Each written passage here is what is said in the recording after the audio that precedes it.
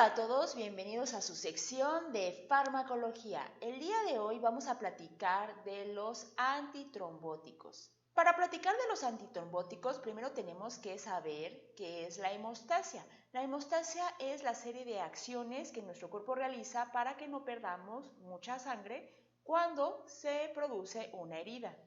Esta hemostasia está dada en 3 pasos. El primero de los pasos es la vasoconstricción, o sea, cuando se achica el calibre o el diámetro de los vasos sanguíneos. Esto para que no fluya tanta sangre, entonces esto detiene algo la pérdida de sangre. El segundo paso es la agregación plaquetaria. Yo creo que han oído hablar de las plaquetas. Bueno, las plaquetas andan nadando normalmente en la sangre y cuando tenemos una herida, todas van corriendo y se juntan en el sitio de la herida para formar un tapón. Esto es la agregación plaquetaria. Finalmente, la formación de fibrina. La fibrina es una malla que va a recubrir a todas estas plaquetas que se juntaron ahí en el sitio de la herida. Entonces, como que esto sella finalmente el tapón formado.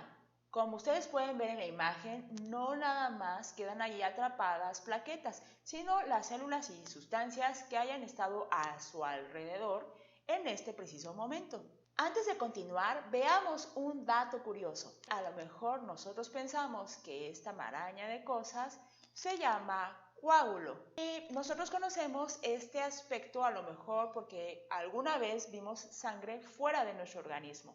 A eso de que esté fuera de un organismo vivo se le llama in vitro. Entonces los coágulos, esa gelatina que nosotros hemos visto, solo se forman in vitro, o sea, fuera de un organismo vivo. Pero al interior de un organismo vivo se forma un trombo que se parece pero no es igual.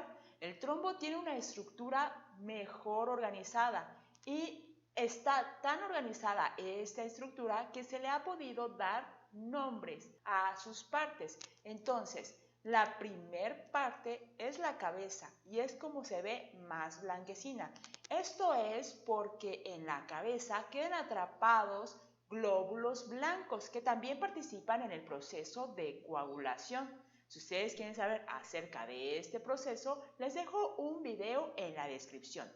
Pero bueno, la siguiente parte de un trombo se llama cola y esta zona ya es más gelatinosa y su estructura se parece más a lo que conocemos como coágulo.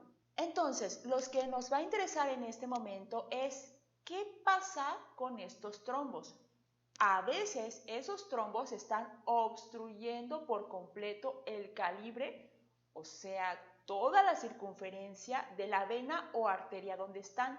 Estos trombos también se pueden formar dentro del corazón. Existen diferentes tipos de trombos. Los trombos arteriales, o sea que se forman dentro de las arterias. Recordemos que las arterias son las que conducen los eritrocitos con oxígeno. Este dato es importante, ténganlo en cuenta. Bueno, los trombos arteriales generalmente están asociados al proceso de aterosclerosis. Aterosclerosis es cuando se nos forma esta capita como de grasa por comer un montón de chucherías. Bueno, no a todas las personas se les forma esta capita, porque el procedimiento para que se forme esta capita que está obstruyendo el flujo también requiere de células de nuestro sistema inmunológico, pero esa es otra historia. Total, que se forma un trombo. Entonces, las células que damos, que son las que vienen con oxígeno, no van a poder pasar. Y entonces el tejido al donde iban a llegar esas células va a morir por isquemia o infarto. Sí, no nada más al corazón le puede dar un infarto. Cualquier tejido que se quede sin oxígeno va a morir. No significa que el órgano completo va a morir. Un tejido es un pedacito de un órgano. Luego pasamos a conocer los trombos venosos, pues como su nombre lo indica, este se encuentra dentro de las venas. Las venas ya no llevan sangre con oxígeno, pero pueden ocasionar otro tipo de problemas. ¿Se acuerdan que el trombo tiene 2 partes, la cabeza y la cola? En el caso del trombo venoso, lo que ocurre es que se forma en una vena que tiene un flujo algo lento. Entonces, la parte de atrás del trombo puede desprenderse, como la parte que se parecía más a un coágulo puede desprenderse. A este desprendimiento se le llama émbolo. Entonces, no es que esté por sí mismo obstruyendo todo este calibre de una arteria. El problema es que este émbolo puede viajar por la sangre y ahora sí llegar a una arteria, que se acuerdan, son los que llevaban la sangre oxigenada. Dependiendo del lugar de donde venga el émbolo, pues puede afectar más o menos a determinados órganos. Si viene de las venas periféricas, o sea, de nuestras extremidades, va a afectar con mayor probabilidad a los pulmones y al corazón.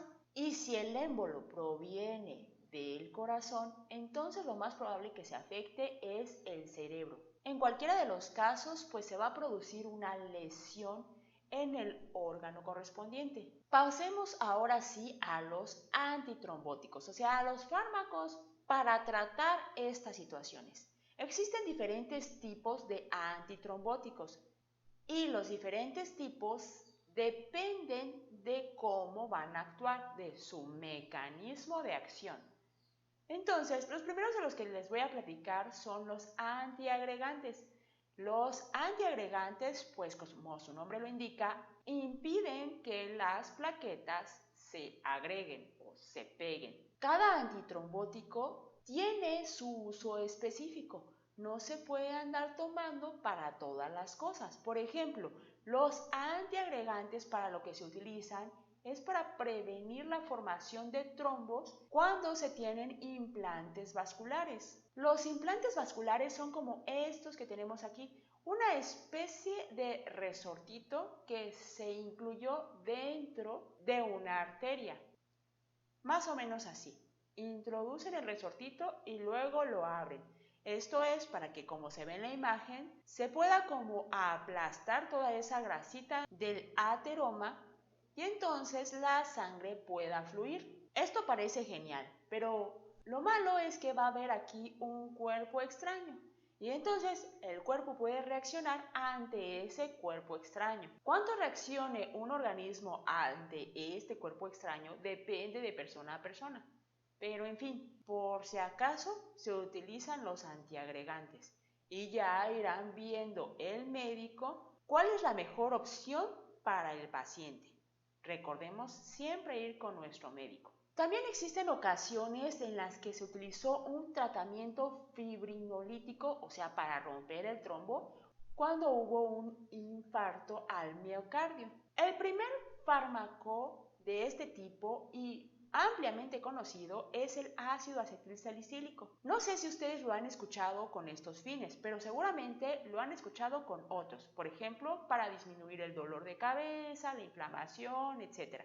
Bueno, el ácido acetilsalicílico pertenece a una familia de fármacos que se llaman AINES, que significa antiinflamatorios no esteroideos. Pero en este caso no nos vamos a tomar el ácido acetilsalicílico con la finalidad de quitarnos un dolor, sino que se descubrió que se puede utilizar para otras cosas. Al producirse una herida, pues como les dije, se tienen que hacer la agregación plaquetaria, o sea, juntar todas las plaquetas en el punto para formar un tapón. Esto lo induce una sustancia que se llama tromboxano A2, esta que tenemos aquí. Entonces, lo que queremos en este tipo de personas es que no se anden pegando y pegando y pegando las plaquetas, porque, como les dije, no es que tengan una herida, es que tienen como un aparatito dentro de sus arterias que les pusieron a propósito para que pudiera fluir mejor la sangre. Entonces, como no es porque tienen una herida, no es necesario que se forme el trombo, pero el cuerpo no lo sabe. Lo que realiza el ácido acetilsalicílico es obstruir la formación del tromboxano A2. Y si no se forma el tromboxano A2, pues no se van a agregar las plaquetas. Pero tranquilos que ese ácido acetilsalicílico no lo van a indicar en una dosis específica muy baja, de manera que esta dosis nada más servirá para impedir esto.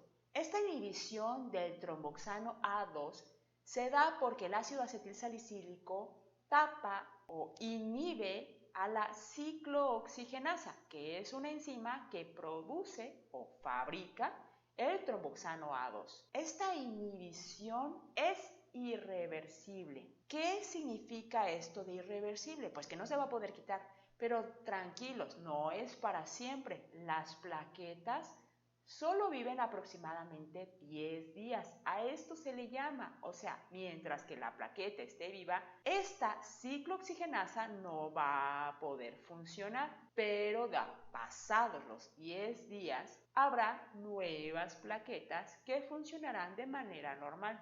Entonces, el ácido acetilsalicílico es un fármaco que se tiene que estar tomando con cierta regularidad.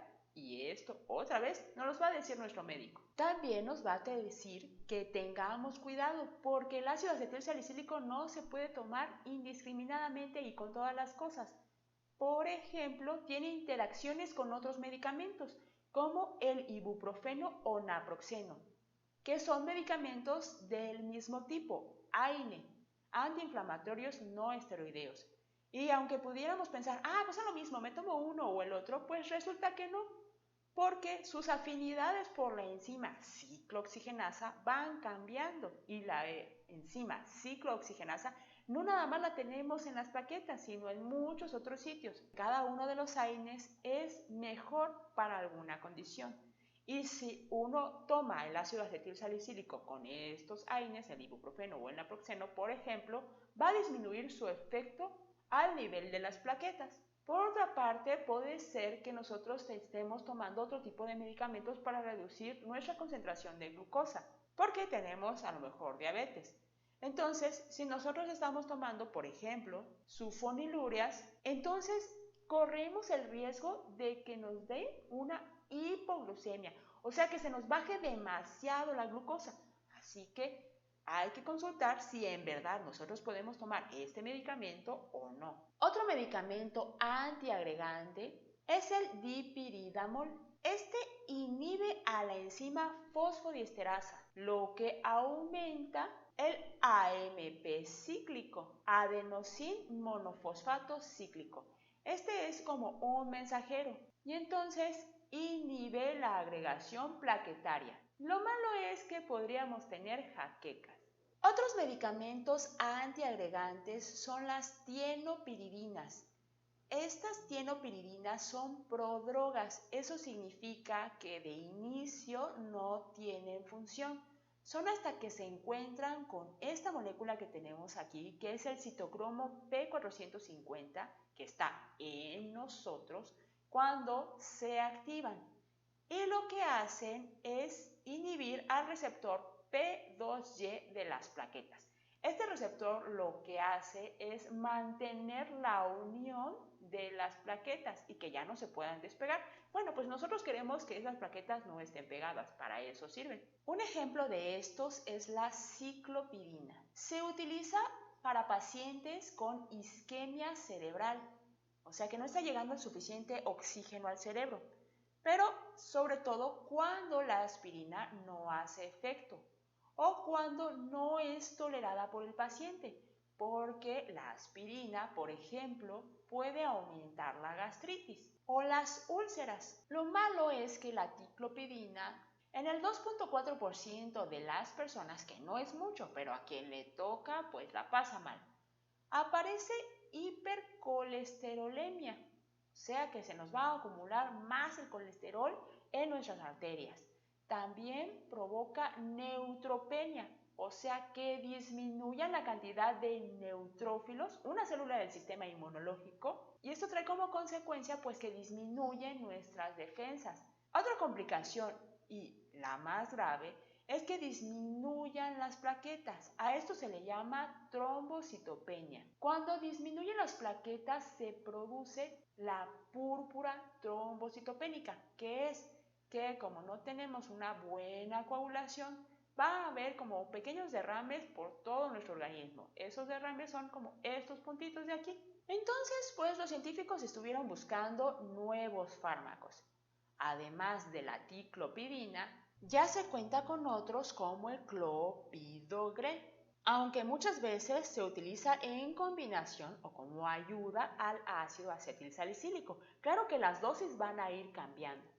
Este normalmente se utiliza para eventos aterosclerósicos en pacientes con accidente cerebrovascular o en infartos al miocardio o enfermedad arterial periférica. Pasemos a los anticoagulantes, esos que van a impedir que el trombo se forme o se selle por completo.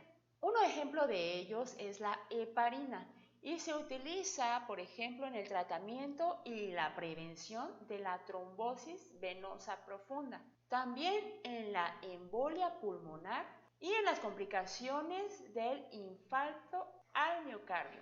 La heparina no se absorbe, entonces debe ser administrada por vía parenteral, ya sea en una perfusión continua o en una inyección subcutánea. ¿Cómo funciona la heparina? La heparina tiene una acción de activación de la antitrombina 3. Nosotros en nuestro cuerpo tenemos todos los factores para realizar la coagulación, pero también para impedirlo. O sea, es como nuestro mecanismo de seguridad. Entonces, la heparina activa la antitrombina y esto inactiva otros factores de coagulación, por ejemplo, la trombina 2A y el factor 10A. Lo malo es que puede producir importantes hemorragias. Otros anticoagulantes son los antagonistas de la vitamina K. Como platicamos en el video de la coagulación, la vitamina K, aunque no es un factor de coagulación que esté en la lista que los científicos conocieron al principio, resulta que también participa en la coagulación. Esto para como activar ciertas moléculas de la coagulación. Uno de los ejemplos es la warfarina y la ventaja es que esta sí es oral, o sea, sí se puede absorber si nosotros nos tomamos una pastillita. Lo malo es que su acción va a ser más tardía, así que no lo podemos utilizar en las urgencias.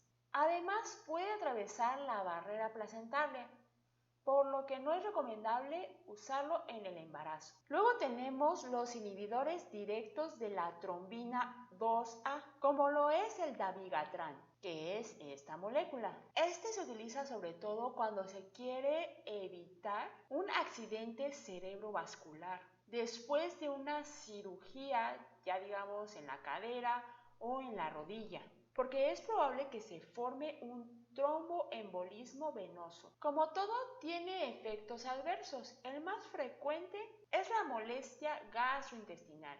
Se pueden tener náuseas, dolor abdominal, hemorragia y diarrea. Pasamos a los inhibidores del factor 10A. Un ejemplo es el rivaroxaban, que de la misma manera se ha utilizado para tratar la trombosis venosa profunda después de la cirugía ortopédica. Sus efectos secundarios más importantes son el sangrado y la anemia, pero también se pueden tener aumento de las transaminasas, o sea que le afecte al hígado. O también pueden dar náuseas, prurito, que significa comezón, y con menos frecuencia taquicardias o hipotensión. Pasamos al último grupo de los antitrombóticos y son los fibrinolíticos. Los fibrinolíticos pues lo que hacen es, una vez ya formado el trombo, lo pueden deshacer. ¿Cómo? Pues recuerden que nosotros tenemos algunos mecanismos en nuestro interior para poder frenar o eliminar el trombo. Entonces, el mecanismo de acción de los fibrinolíticos es activar el plasminógeno y aumentar la plasmina endógena, o sea, la plasmina que está dentro de nosotros. Y estos son los responsables de romper el trombo. Se utilizan principalmente en el tratamiento de la embolia pulmonar o cuando hay que romper un trombo, tratamiento trombolítico, del infarto agudo al miocardio. Uno de estos medicamentos son los fibrinolíticos de primera generación, como la streptokinasa, Lo malo es que esta proviene de un estreptococo, que es una bacteria. Y entonces esto puede producir una reacción anafiláctica, o sea, que nuestro sistema inmunológico se asuste mucho porque piense que sí está la bacteria y entonces empiece a inflamar los órganos. Esto depende otra vez de la persona porque no todos reaccionamos igual a los agentes extraños. También puede incrementar las hemorragias intracraneales, por lo que cada vez se utiliza menos. Afortunadamente ya tenemos otros fibrinolíticos que se llaman de segunda generación y estos tienen menos riesgo de anafilaxis. Por ejemplo, tenemos la alteplasa. Y bueno, estos fueron los fármacos antitrombóticos. Si ustedes tienen una duda, me la pueden dejar en los comentarios y nos vemos en la próxima. Chao.